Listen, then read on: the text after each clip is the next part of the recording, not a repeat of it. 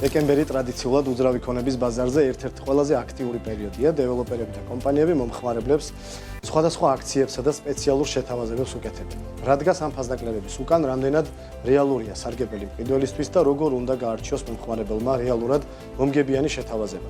ამ თემებზე და ზოგადად დეკემბრის გაყიდვების ტენდენციებზე სასაუბროთ დღეს სტუდიაში ელენე ბარათაშვილი, მარკეტინგული საკონსულტაციო კომპანია Mars Marketing Solutions-ის დამფუძნებელი და ნინო აფსანძე, საქართველოს უძრავი ქონების სააგენტო GREA-ს დამფუძნებელი შემოგვიერთენ. მოგესალმებით, მეგობრებო. მოგესალმებით. ნინო, თქვენგან დავიწყოთ. როგორი იყო დეკემბერი გაყიდვების ჭრილში, რადგან ძალიან ბევრი შეთავაზება იყო გამოტანილი ბაზარზე, რომლებიც მათ შორის ერთმანეთს ძალიან გავდა და ეს ყველაფერი როგორ მოქმედებს გაყიდვებზე. ტრადიციულად ახალი წელი ყოველთვის რაღაცის დასრულების პერიოდია, ესე ვთქვა და ის ადამიანები, რომლებსაც უნდათ რომ შეიძინონ ბინა, ხშირად დეკემბერს უცდიან, იმიტომ რომ ელოდებიან იმ სპეციალურ შეთავაზებებს, რათა ყველაზე სარფიანად მიიღონ ეს გადაწყვეტილება, გააკეთონ ტრანზაქცია და რასაკვირველია 2025 წლის დეკემბერიც არ იყო განსხვავებული. ჩვენ შემთხვევაში დაახლოებით 10-მდე დეველოპერულ პროექტს უკეთებთ გაყიდვების და მარკეტინგის მართვას და საკამაოდ გაზრდილი იყო 24 წლის დეკემბერთან შედარებითაც კი შევამჩნიეთ მნიშვნელოვანი ზრდა, დაახლოებით ზოგ პროექტში გაორმაგებული იყო გაყიდვები, ზოგში ცოტა მეტიც. რასაკვირველია, მნიშვნელოვანია მომხმარებლის ყურადღების მიქცევა და უძრავი ქონების შეძენა არ არის სპონტანური გადაწყვეტილება, რომელსაც ერთ და ორ კვირაში იღებს, ესე ვთქვათ, ადამიანი. ხშირ შემთხვევაში ისინი აკვირდებიან დეველოპერებს, პროექტებს და ელოდებიან კიდევაც საახალწლო შეთავაზებებს. ცოტა ეს შეთავაზებების პერიოდი ცოტა დაგრძელებულია წლის ბოლოს, იმიტომ რომ შავი პარასკევიც მიყვება ხოლმე და ამიტომ ხშირ შემთხვევაში სწორი არის, როდესაც თავიდან საკმაოდ ისე სტრატეგიულად დროში განაწილებული აქვს დეველოპერს შეთავაზებების, ესე ვთქვათ, კალენდარი და ახალი წლისთვის ნამდვილად ყველაზე განსაკუთრებულ შეთავაზებას აკეთებს. ეს იყო წელსაც ძალიან ბევრი განსხვავებული შეთავაზება იყო ფასდაკლების თუ საჩუქრის თუ ესე ვთქვათ გადახდის პირობების თვალსაზრისით ხშირად კომბინაციებიც ხდებოდა. აქედან გამომდინარე ეს გაზრდილი კონკურენცია მომხმარებლისთვის რასაკვირველია უკეთესი პირობების მრავალფეროვანი არჩევანი გამომდინარეობდა უფრო შემცირებული მოთხოვნით გაყიდვებით და კომპანიებში უფრო მეტი კონკურენცია თუ რისგან იყო გამბირობებული წელს ასეთი მასშტაბური შესამჩნევი ფასდაკლებები ისეთი კომპანიების მხრიდანაც კი რომელსგანაც წინა პერიოდებში არ გვახსოვს მსგავსი აქციები. ზოგადად კონკურენცია არის მნიშვნელოვნად გაზრდილი. მოთხოვნა წელს ხშირად გვისაუბრია სხვა ეთერების საშუალებით, რომ დასტაბილურებული არის და პირიქით 24 წელთან შედარებით როგორც ფასი, ასევე ტრანზაქციების რაოდენობაც გაზრდილია, მაგრამ კონკურენცია არის მნიშვნელოვნად გაზრდილი და მომხმარებლის ყურადღების მისაქცევად კომპანიებს ბევრად უფრო ესე ვთქვათ კომბინირებული ოფერების გაკეთება უწევთ, რაც რასაკვირველია ისე მომხმარებლის ინტერესის სასარგებლოდ მოქმედებს. თავარია სწორად იყოს ეს დაგეგმილი კომპანიის ინტერესებიდანაც გამომდინარე. ელენე, რამდენად სწორად იყო მარკეტინგული შეთავაზებები წელს განხორციელებული და შავი პარასკევი ვახსენეთ წინა პერიოდებში სხვადასხვა ფასდაკლებები ბიზნესის მიმართ არის ხოლმე პრეტენზიები მომხმარებლობის მხრიდან სხვადასხვა კომპანიებზე ვსაუბრობ ამ შემთხვევაში, რომ არ არის რეალური შავი პარასკევი, რეალური ფასდაკლებები. სამშენებლო ინდუსტრიაში და უძრავ ქონებაში როგორ არის და რამდენად ის ფასდაკლება და ის შეთავაზება რამდენად არის მართლა განსაკუთრებული.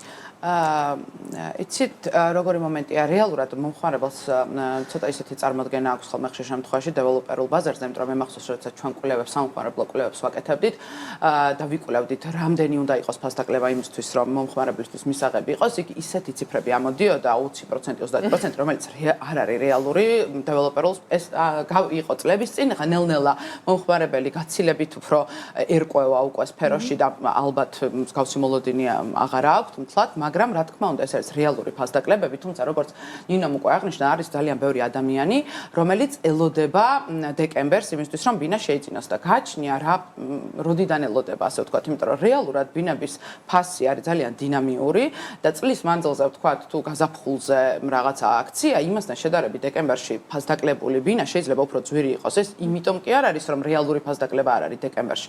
უბრალოდ წლის მანძილზე სხვადასხვა ფაქტორებიდან გამომდინარე, რა თქმა უნდა, ეს ბინა გაძვირდა და შემდეგ უკვე ის ფასდაკლებებული ფასი უფრო მეტია, ვიდრე შეიძლება წლის დასაწყისში იყო.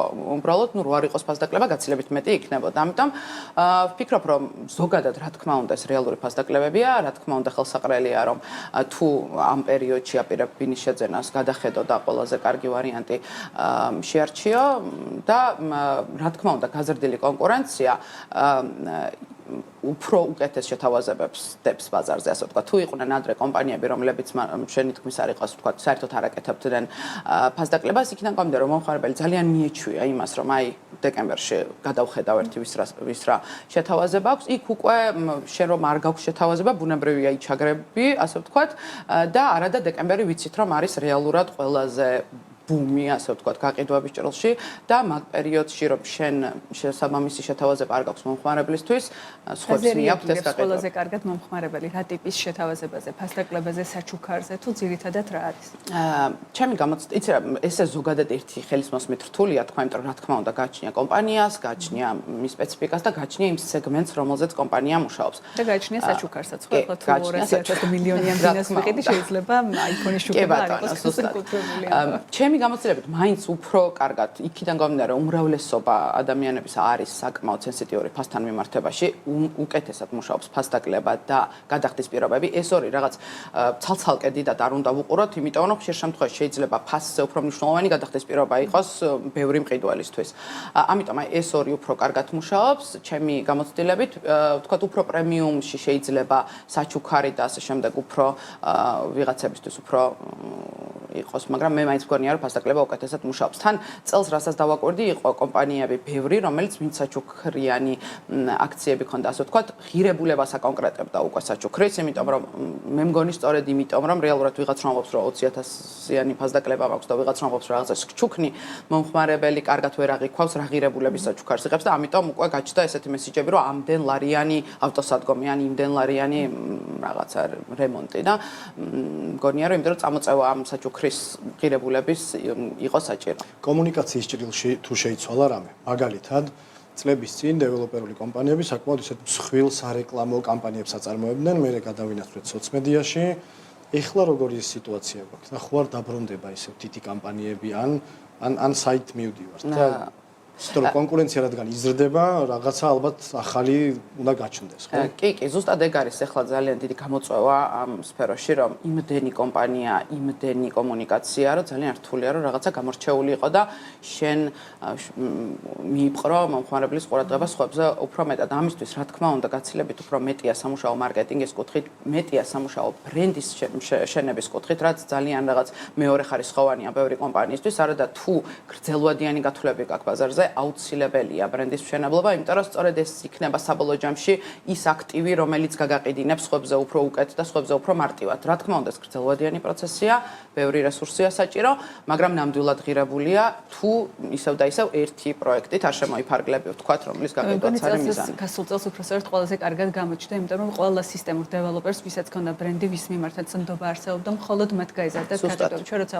ვიკვლევთ და ვამბობთ მათ შორის კვლევებსაც, რომ გაიზარდა გაყიდვები, აქ შესულია 21 მსხვილი სისტემური დეველოპერები და მათ მიმართ ნდობა გაცილებით გაზრდილია, ვიდრე იმ კომპანიების მიმართ, რომელიც არაფერს არ დებდნენ ამაში და უბრალოდ იყიდებოდა და ეს როგორც არასდროს გასულ წელს. მით უმეტესად შემენებარე კორპუსებზე ვსაუბრობთ, მან განსაკუთრებით კი წინა პლანზე გადმოდის ნდობა და შეიძლება იქ ფასის ხვაობა იქნება თუ საჩუქარი თუ რაც არ უნდა იყოს, გადაწონოს რეალურად იცვლება. ამას რამდენად აღიქვავენ, აი ნინოს შემთხვევაში ვიკითხავ, ელენეს შემთხვევაში. რამდენად აღიქვავენ დეველოპერები? არა სისტემურებზე არის საუბარი, სისტემური დეველოპერებისაც არ არის ამბები ჩვენ ბაზარზე. ჩემ შემთხვევაში ძირითადად უფრო სისტემურთან მაქვს საქმე, მე თვითონაც გალტენდაგარც ვაწუდი საკმაოდ ბევრი ინფორმაციას და ხშირ შემთხვევაში, ანუ ახალი პროექტები, რომლის გამოტანაც წელს შევძელით, ერთი წლით ადრე მქონდა დაწყებული მარკეტინგული თვალსაზრისით მომზადება, იმიტომ რომ როგორც ელენემ აღნიშნა, სწორია, გააჩნია რა სეგმენტში და რა ტიპის პროექტზე იწყებ მუშაობას, როდესაც წამყვან დეველოპერებთან უნდა შეხვიდენ კონკურენციაში, სწორად უნდა გათვალო შენი ძალები, ხომ? აქედან გამომდინარე, მარკეტინგული ბიუჯეტები მნიშვნელოვნად გაზრდილია. ჩვენთან ძალიან ბევრი კომპანია მოდის კონსულტაციებისთვის და ვეუბნებით, რომ ხანდახან წარმოუდგენობის დანგრევა გვიწევს, იმიტომ რომ წარმოუდგენელი ბიუჯეტები არის უკვე დიჯიტალში, ყველა მიმართულებით ძალიან გაზრდილი არის. მომხმარების ყურადღების მისაქცევად ძალიან კონკრეტული ნაბიჯების გადადგმა არის საჭირო, უზარმაზარ ძალისხმევას მოითხოვს, როგორც ბრენდის, ისე სტრატეგიის ნაწილში, ანუ თან ეს არის მინიმუმ როგორც 9 თვე ჭირდება ბავშვის დაბადებას, აი დროში რომ აქვს წარმოქმნილი მინიმუმ 9 თვიანი პროცესია იმისთვის, რომ ბრენდი შეიქმნას და თან ეს კიდე რაღაც მომენტში უნდა უსწრებდეს ხშირად არქიტექტურულ საქმიანობასაც. ამიტომ აი ახლა უკვე ტენდენციას რასაც ვხედავ, ხშირად არის, რომ ტექნიკურ მხარეში ძალიან აქტიურად ჩართულები და აქედან გამომდინარე აი იმ ეტაპიდანვე იწყებენ უკვე მაღაზიები. სხვა შემთხვევაში ხშირად ვსაუბრობთ, რომ ეს ბაზარი მიდის გამსხვილებისკენ, ძირითადად კონკურენციას გაუძლებენ მხოლოდ მსხვილი ჭკვიანი დეველოპერები. 2026-ში ამ ხდება არის მოლოდინები. გუგას კითხვა რომ გავაგრძელო, თქვენ შემთხვევაში რომელი მიმართულებით დებენ უფრო მეტს მარკეტინგს, ახსენეთ სოციალური მედია, სადაც ძალიან გაზრდილია ფაქტობრივად ჩვენ, რომელიც სამიზნე აუდიტორია სამშობლო და დეველოპერული გვაქვს, ფაქტობრივად ყოველდღე ახალი ტიპის კომპანიები და შეთავაზებები ჩდება ჩვენს ფიცზე. რამდენად როგორ ნაწილდება? ბიუჯეტის ძალიან დიდი ნაწილი მიდის დიჯიტალში. უზარმაზარი ნაწილი ეს არის მეტას პლატფორმები, ეს არის Google, ეს არის SEO და ზოგადად დღეს არის ინტეგრირებული მარკეტინგული კომუნიკაცია. ყველა შესაძლებლობა უნდა გამოიყენო იმისთვის, რომ მომხმარებელს ყველა პლატფორმაზე, ყველა touch point-ში შეხვდე, რომ გადაფარო ეს ზღვა ინფორმაცია, რომელიც დღეს ნებისმიერ არხში არის. აქედან გამომდინარე, მაგრამ დიჯიტალი ყველანი ვართ სოციალურ ქსელებში, ამ მიმართულებით ძალიან დიდი ძალისხმევა მიდის. მე და შემდგომში უკვე გარე რეკლამა, სატელევიზიო, პოდკასტი იქნება თუ ჩვენ ყოველ შემთხვევაში ვცდილობთ, რომ ყველა არხი დავტესტოთ, იმიტომ რომ სხვადასხვა ტიპის პროდუქტ სხვადასხვანაირი არხი უკეთესად ემუშავება. გადაწყვეტილებების მიღების ჭრილში რა ხდება? ჯერ ნინოსთან და მე ელენესთანაც მექნება.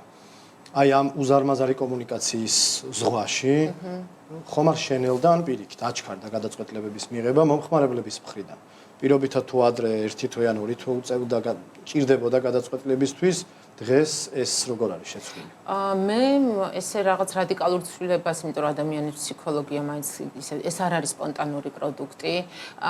გააჩნია პროდუქტებს ალბათ ისე არის ხოლმე ხშირი შემთხვევები, როდესაც რამდენიმე თვეც უყურებენ, მაგრამ ჩვენთან ერთი არის, როდის მოვიდა ჩვენთან კლიენტი და როდის დარეგისტრირდა ის როგორც პირველი ლიდი, ხო, მაგრამ მომხმარებელი სანამ დეველოპერთან მოხვდება, ის ძალიან დიდი ხანი აკვირდება. ანუ დიდი ხანი არის შენი ფოლოვერი, გიყურებს, იღებს რჩევებს, ამიტომ არსებობს ქონია შემთხვევები სპონტანური უძრავი ქონების გადაწყვეტილება, მაშინ როდის პატარა ბინის შოურუმები ქონია, შემოსვლა მომხმარებელი უთქვამს, რომ აი ზუსტად ეს ბინა მინდა. მაგრამ მაინც ადამიანები ძალიან დაფიქრებულები არიან ძირითად შემთხვევაში ამ სექტორში. თუმცა საახალწლოდ მაინც ცდილობენ, რომ ეს შეთავაზება გამოიყენონ და ცოტა შეთავაზებები და ის აჩქარებს. თუმცა ელენემ რაც თქვა წეღან, თუ დავაკვირდებით ან დავითვლით, მაგალითად ბინა რომელიც აგვისტოში ღირდა X-ი, დეკემბერში ისედაც გახდებოდა X პლუს რაღაც $, თუმცა მე იქიდან ხდება ფასდაკლება. ანუ აგვისტოში რომ მეყიდა, გამოდის რომ შეიძლება უფრო იაფადაც კი მეყიდა იმ პროექტში. ეგეთ პატარა პერიოდში გაჩნია რა ფაზაშია პროექტი, თქვა თუ რაღაცა მშენებლობის დიდი მნიშვნელოვანი ნაწილი დასრულდა და ამან განაპირობა რომ ფასებმა მოიმატა, ან თუ ძალიან კარგი გაყიდვები იყო წინა თვეებში და ამან ანუ ცოტა ბინა დარჩა და შესაბამისად ბუნებრივია ფასმა მოიმატა. შეიძლება, ალბათ უფრო ცოტა მეტი თვის პერიოდში შეიძლება უფრო დაბალი იყოს ფასდაკლებით, მაგრამ არა იმხელა, რომ აი ერთ რაღაცას დავამატებ, აი თქვათ, როდესაც საფასო სტრატეგია გაკეთებული, ხომ ვუყურებთ, რომ რა დროში რა კვადრატულობა რა ფასად უნდა გაიყო. თუ ეს გეგმა შესრულდა ძალიან მალე, შეიძლება უცბად ძალიან დიდი ნაბიჯი გააკეთო, $200, $300 გაგვიწვირებია კვადრატული ყოფილა ესეთი შემთხვევა. რა ძალიან აბრაზებს მომხმარებელს, მაგრამ ესე მუშაობს და გარემო პირობებსაც 2 წლის წინ 22-დან 24 წლამდე სწრაფად იზრდებოდა მოთხოვნიდან გამომდინარე 25-ში ეს დასტაბილურდა და სულ 5-7%-ია მე მგონი წლიური ზრდა. ანუ კონკრეტულ პროექტებთან მიმართებით ზოგან უფრო მეტი ნაკლები, მაგრამ ყოველ შემთხვევაში ესეც მოქმედებს.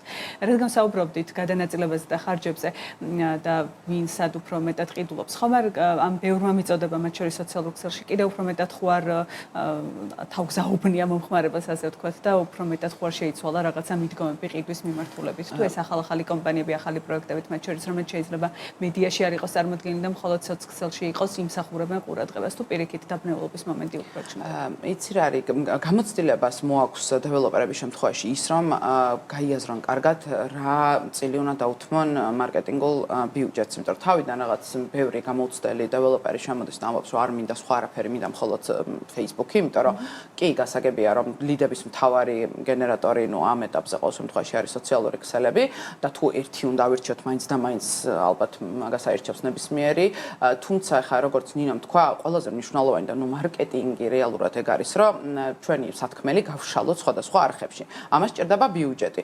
მაგრამ აი ბევრი ამბობს რომ მოდი ჯერ დავიწყოთ, ჯერ გავყიდი, მერე მოვუმატებ ბიუჯეტს და აი მე მაგალითად არ ვფიქრობ რომ მთლად სწორი მიდგომაა, იმიტომ რომ დავიწყებთ, მერე იმ შედეგს ვერ იღებ და მერე კიდევ უფრო რაღაც ფრუსტრაცია ხდება, რომ ეხა კიდევ უფრო მეტი რომ დავხარჯო ისედაც ისეთი გაყიდვები არ მაქვს. ხშირად გადიან კომპანიები აი ამ ფაზას. ამიტომ ახალ დეველოპერებს ბევრი არის, როგორც ჩვენ თქვი, რომელიც მხოლოდ სოციალურ ქსელში ამ ეტაპზე წარმოდგენილი. ეს არ ნიშნავს, რომ ამ დეველოპერებს ან ცუდი პროდუქტი აქვთ, ან არ ღირს რომ ყურადღება მივაქციოთ. რა თქმა უნდა, უბრალოდ მომხმარებელი რა თქმა უნდა უფრო ენდობა იმ კომპანიებს, რომლებსაც სხვადასხვა ადგილებში ხედავს, უფრო დიდი ხანია ხედავს, მეგობარი ეუბნება, რომ აი ურჩევს, იმიტომ რომ დღემდე ყველაზე პირველი წყარო რეალურად არის რეკომენდაცია ამ ხელმძღვანელობის შენაძანში ახლობელი თუ გეუბნება, რომ ეს კარგი კომპანია, ყველაზე სარწმუნო ეს არის და ამასაც ცოტა უგულებელყოფს ბევრი კომპანია და არადა რეფერალებზე მუშაობა ძალიან სერიოზული გადაწყვეტილება. მთავარი შეცდომა დაახლოებით შეეხება უკვე, მაგრამ რასაც უშვებენ დეველოპერები მარკეტინგის დაგეგმარებისას. მანდაც აი გამჭირდება, რომ ესე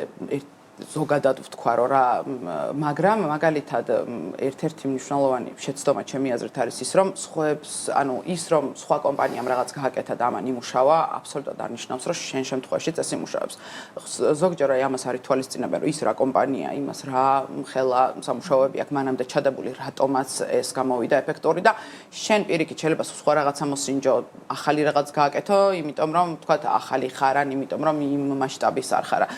მე მგონი ყველაზე მნიშვნელოვანი და ესეთი რჩევა, რასაც მივცემდი დეველოპერებს არის, რომ გაცილებით მეტი ყურადღება მიაქციონ ბრენდის მიმართულებას და მარკეტინგულ სტრატეგიას, იმიტომ რომ ხშირ შემთხვევაში მარკეტინგს უყურებენ როგორც რაღაცა ძალიან ამოვარდნილ აქტივობებს, რომ აი ახლა ეს გავაკეთოთ, ახლა ის გავაკეთოთ, იმანესქნა, მე მგონი ჩვენც გავაკეთოთ და რეალურად ყველაზე მნიშვნელოვანია, რომ სწორი შენი მიზნები ქონდეს ჩამოყალიბებული, შენი სტრატეგია ქონდეს და მიყვე ამას, რა თქმა უნდა, ხომ უნდა გავითვალისწინოთ სიტუაცია რა ხდება და რა იცვლება, მაგრამ არა რაღაც რადიკალური ამოვარდნები, იმიტომ რომ უცებ სპონტანურად მოდი ეს ხარ ვცადოთ. ჯობია რომ რაღაც ნაფიქრი იყოს ბევრად უფრო მეტ და გაანალიზებული რას ვაკეთებ და საით მივდივარ. ნინა შეჯამებისთვის თქვენც ორი სიტყვით რა იქნება მთავარი რეკომენდაცია და რჩევა? მთავარი რეკომენდაციები იქნება თადარი, ანუ პირობითაც ახალწელს რადგან ვხებით, ორი კვირით ადრე არ უნდა დაიწყონ, ესე ვთქვათ, ახალი წლისთვის მზადება და როგორც ელენე მახსოვს, სტრატეგია არის მთელი წლის სტრატეგია და კონკიას ეტლი 1 იანვარს ყვახად არ უნდა გადაიქცეს, ესე ვთქვათ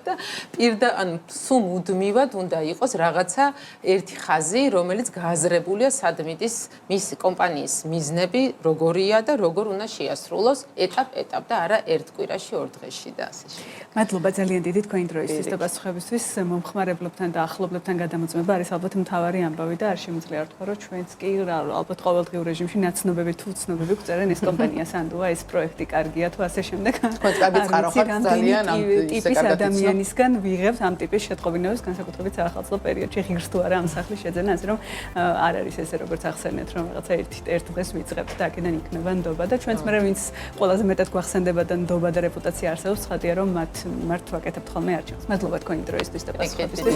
ელენე ბარათაშვილი, მარკეტინგული საკონსულტაციო კომპანია Mars Marketing Solutions-ის დამფუძნებელი და ნინო აფსენზე, საქართველოს უძრავი ქონების სააგენტოს დამფუძნებელი პასუხობდნენ ჩვენს კითხვებს.